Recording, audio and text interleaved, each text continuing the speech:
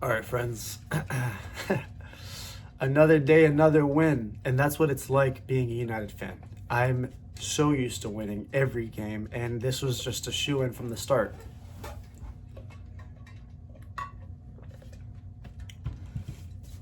I'm joking. So, no, this is better. Okay, so let's just get into it. Obviously I don't know how to structure my videos, and I just talk, and I think I'm just gonna let my thoughts come out on this one. So we will start with the beginning, and let's just slowly work through the game. I want to make some points about some names, but I want to talk about the overall feeling of the game, the vibes. I want to talk about the atmosphere a little bit, talk about the game overall, zoom into some tactics, talk about some players, and then maybe touch on the final for a little bit. Obviously I'm happy. Like, we're in a European final, and honestly it's like not hitting me till right now talking about it. But I'm so happy. I'm so excited. We have an opportunity to win probably our biggest trophy in years, right? We won the FA Cup, we won the Mickey Mouse Cup 2 seasons prior, both with Ten Hag, 2 finals in 2 years from Ten Hag. You know, that's cool, and 2 trophies is great. But those 2 seasons we finished 3rd and 8th, respectively. And then this season we're about to finish probably 16th, 17th, and then probably be in the Champions League next year. And I know that that's like a problem for a lot of people. For me, I don't care. First of all, it's my team, so like whatever it takes for us to get closer to glory. But also, like, it's literally just the rule of the Europa League. Like, yeah, it's annoying, but like if this weren't United and this was like some 3rd division like Swedish league, or if it was Bodo Glimt, honestly, like, you guys would eat that shit up. But it's like 16th, and I understand the idea, but that's kind of the point. That's supposed to be like, it's literally a golden ticket into the Champions League. You're not good enough to compete in it, but here's a chance, if you're not able to compete in your league, to get into the Champions League, but only one team gets through. Like, it's the law, and that's just what it is, right? Anyways, we were atrocious. I genuinely think we were atrocious for like 60 minutes. Like, until those subs came on, we were actually awful. For a couple reasons. I think the most glaring issue is that we literally just cannot play out of the back. For some reason, there is no link between the defense and the midfield, unless specific characters play there. But when you have Casemiro and Ugarte in the middle, I don't want to zoom into players yet. But when you have those two as a double pivot, it's great defensively and it's great for recovery. But it's very, very stagnant in terms of ball progression, especially when it's related to the midfield. Now, either this is down to instruction, or it's just down to the fact that these players are not capable of playing that style, which is through the lines. Like when we had Lisandro Martinez, Lenny Yoro is really good at it, but overall, you need the defenders to be able to play through the lines and the midfielders to receive between the lines, and we just don't have that. That's just not a thing at United. So a lot of the times we're passing between the center backs, boom, boom, boom, across the face of goal to the wing backs. Hopefully, if one of the center mids drops in quick enough, we'll quickly spring it into the center mid and then see if there's a long switch. All of it is just really lethargic, slow football, and I've been saying this all season. We build out so slow, we are so predictable, and you can see every single player that's making like the wrong decisions, the gears turning in their head and going, okay, this player needs to be here, so I need to stand here so that he can pass to me here and I can receive here. Like, you can actively see the gears turning in these players' heads, and to the point that it's like taking like close to a second to 2 seconds for players to make decisions. And that's just really halting us a lot. And we're just really, really slow. But honestly, enough negatives. We won the game 4-1, 7-1 on aggregate. We're going to the final. Let's talk about some positives. Actually, before we go to the positives, I did want to make a couple more points, right, about some negative things. I'm really concerned about Ugarte, man, because he's great defensively and he's great at recovering the ball, but you can't give him the ball, and you can't expect him to receive the ball, and you can't expect him to pass the ball.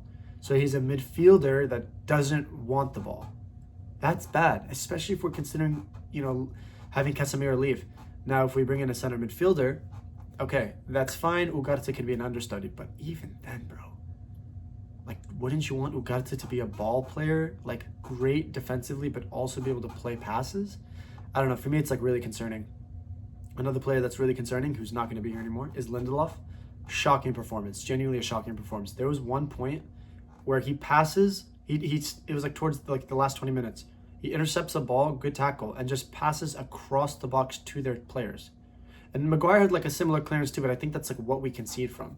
And it's like those like moments when I'm like, guys, we're 3-0 up. Like, are y'all still not confident enough? Like the beginning of the game, I'm like, we're struggling to build out. We're 3-0 up at home.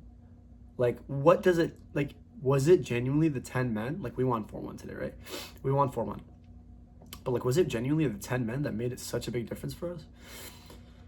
Anyways, I'm done with the negatives. I'm kind of getting tired talking about the negatives. Let's talk about positives. The most amazing positive of this game is Mason Mount. I have been talking about Mason Mount for a while, and I think Mason Mount is an incredible player. He is arguably the best off-the-ball player we have. He is probably one of the most intelligent players we have. He's one of the most energetic players we have, maybe the most energetic in terms of just all action. He's a 10 who can drop into the midfield, who can make tackles in the back, and then assist to bring the ball up and then score the goal. Like, he is literally a player who can do almost anything except for like maybe be a wing back or a striker. Like, dude is literally just him. And seeing him grab a double, first of all, the first goal that he scores, like, Mason Mount is someone that I really want to succeed at this club because he was amazing at Chelsea. And he was actually like one of the most important players at Chelsea as one of those 10s. The all action, the intelligence, the finding pockets of space.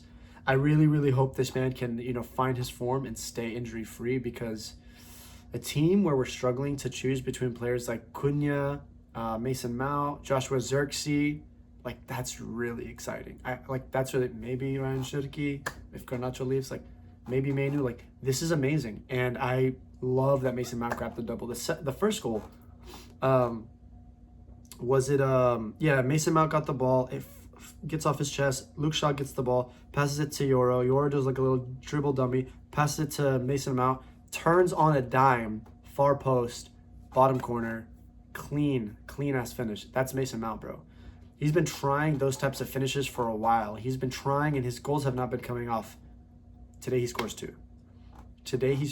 I know he scored another one. Was it against Brentford, the last game we played? Garnacho assist. But that's a man you want in form, because when he's alive, he is like Ahmad. He's just electric. He's always hungry. He wants to make an effect on the game. Like, we have a deadly weapon when he's fit, and we still have at least 3 to 4 more years of him being good. I think he's still a little underrated, and I think the injuries have made him look way worse than he genuinely is. Hopefully I don't, learn to regret this, because I do still think Mason Mount is one injury away from just being deadwood. And I think he's teetering on a fine line, and I'm sure he's aware of that. But I think he still has a way back with the fans. I think the route back may be a little tumultuous, but like understandably so. He's been injured for so long. But yeah, Mason Mount at the double. That second goal, bro.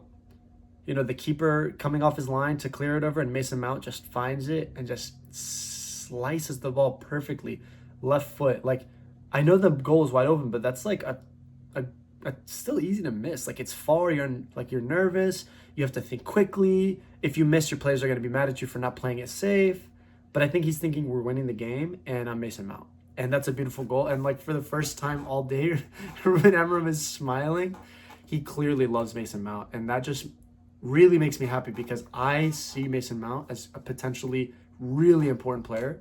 Hopefully a starter, but if not, an important squad player. Definitely really, really good personnel to have on the team. Like, he's a player that I just cannot criticize.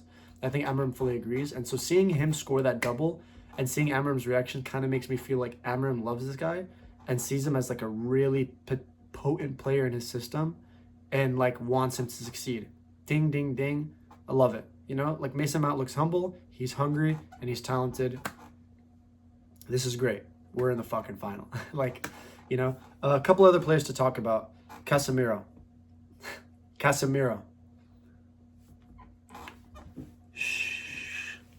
Okay, I talked shit about him against Liverpool, and I think that game like really, really, really pissed me off, and rightfully so because it was an awful performance.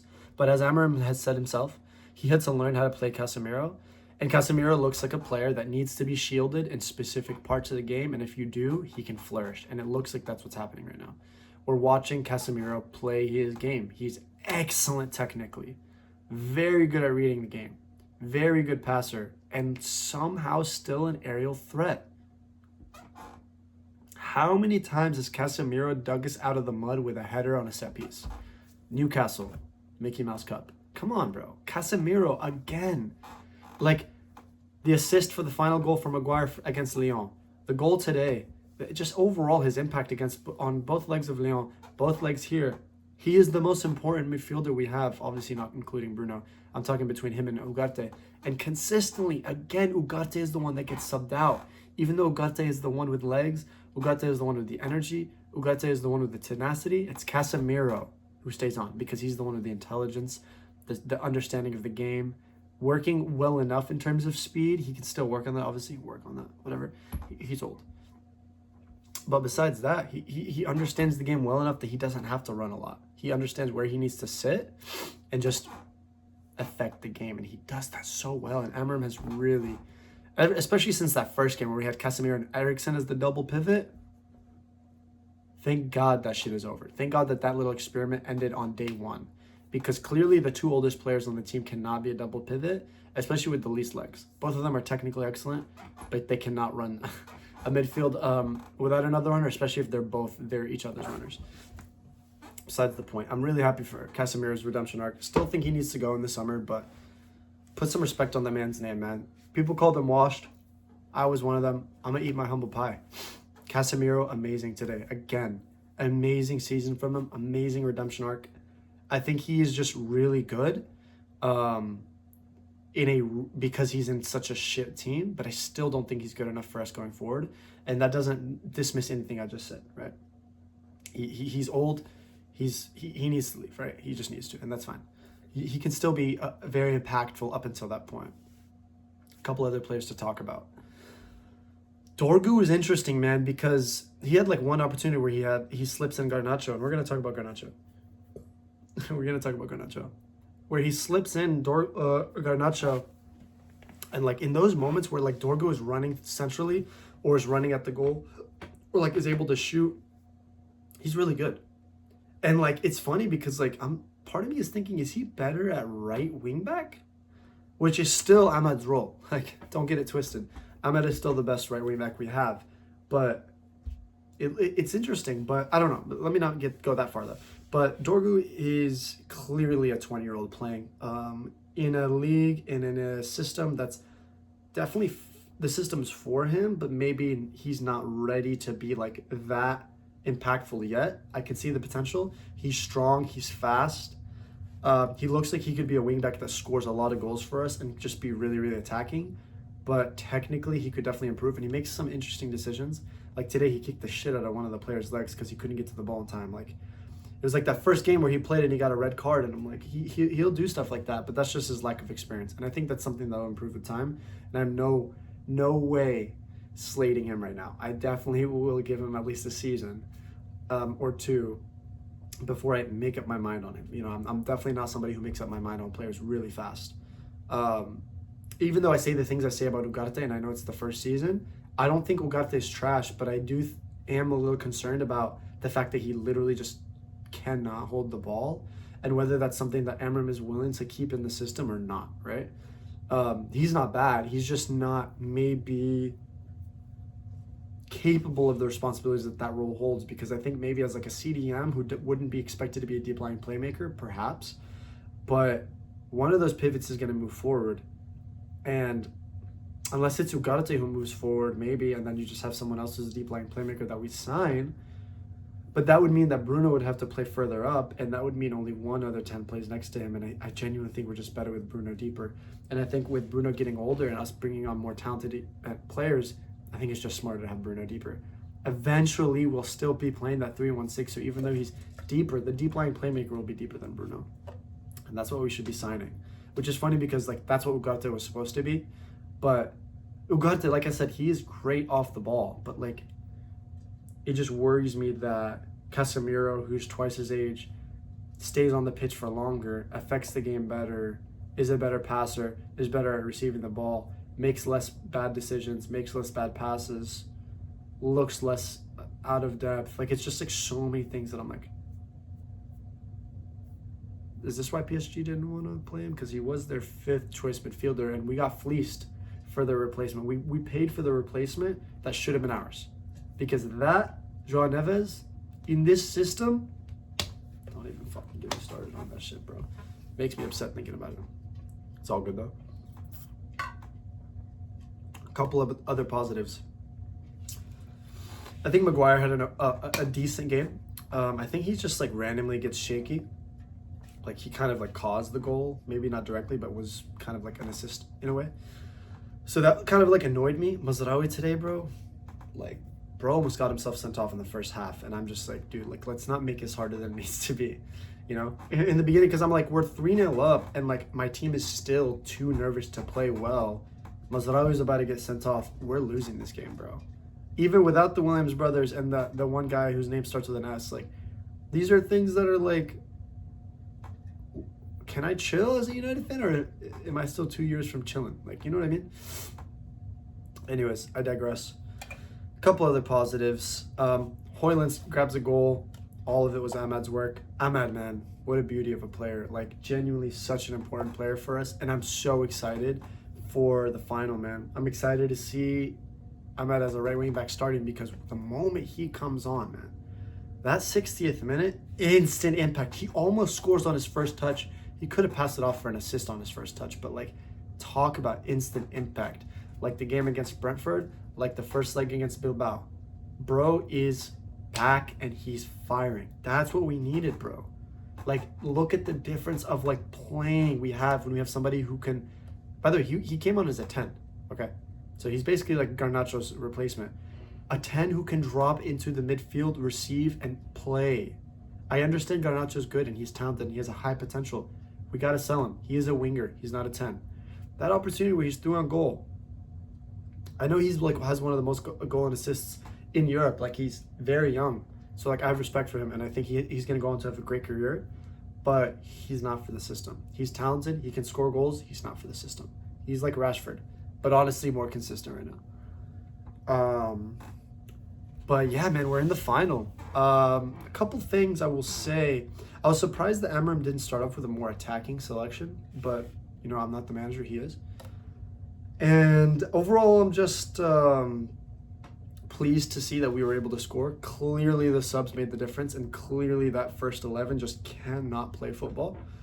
And I don't think it's anyone's specific fault, but it's just the fact that our defenders can't really play between the lines besides like Lenny Oro. And even if we played through the lines, the midfielders can't receive through the lines. And that's just a problem. Kobe Mainu coming on, instant impact in the midfield. A player who can take the ball and turn and make like more than one touch with confidence. You know, like, it's these like separate attributes that are all in these other players. And I'm just like, why are we not? Like obviously Mainu can't be a CDM, so he can't play for Ugarte. But like on the ball, he's better than Ugarte. Receiving through the lines, he might be the best on the team in receiving in tight spaces. It might be Kobe Mainu, and maybe Ahmad's next. Like, he receives the ball so well, but he just can't defend. So maybe he's a 10. He's not quick enough right now, but he's also not being started. And I think maybe because Amram wants to sell Garnacho. Who knows? All in all, we definitely deserve to go through. 7-1 on aggregate. We're clearly much better in Europe, and I think that just has to do with the fact that the system is working in both the league and in Europe, but I think we're being punished more in the league because of our lack of physicality and lack of finishing, and we just get more chances in Europe, and the teams that we've faced are just less good and less physical. There's a reason why we're still the only undefeated team in Europe, and I think we might go win the league and be the only undefeated team in Europe, which I think will be the first time ever. I'm really rooting for us against Spurs. I think Tottenham are going to be a good side. They've beaten us 3 times this season, if I'm not mistaken, so like definitely an opponent that have beaten us and we will be a little scared of. But Madison's out. We're firing. Ahmed's back. We basically have our best 11. De Ligt is back for the final. I'm really optimistic. I think we win the Europa League. I think we're going to have a great summer. Who knows if I'll make another video about United's next game, which is Sunday. But I'll definitely talk about the final. And yeah, guys, thank you for watching. Sorry if I speak too fast or too crazy. Thank you for keeping up with everything. I don't really have anything else to add. Like, I'm just happy we're in the final. I'm like a little nervous. My stomach is queasy, but I'm happy about that. I'm going to watch the highlights again. It's crazy to me how stark the difference between our starting 11 today and the subs made at the 60th were. Mason Mount, Amad Diallo, Luke Shaw. But I think that's because, first of all, having Mazraoui as a right wing back is just really difficult for us because he's just not a wing back. He's a center back, if that. Ahmad is obviously a much better fit for that role. So like you start to see that role actually come alive instead of like being occupied by somebody who can low-key fill in. You know, it's like Ahmad, Diallo, Mazraoui. And like, yes, Mazraoui is better than nothing and he's still a great player, but he's not a right wing back. Like he just has no engine on him. He has no thrusters. He has an engine, but he doesn't have thrusters. Anyways, let's end this on a positive note. United are through to the final. Let's go! Glory, glory.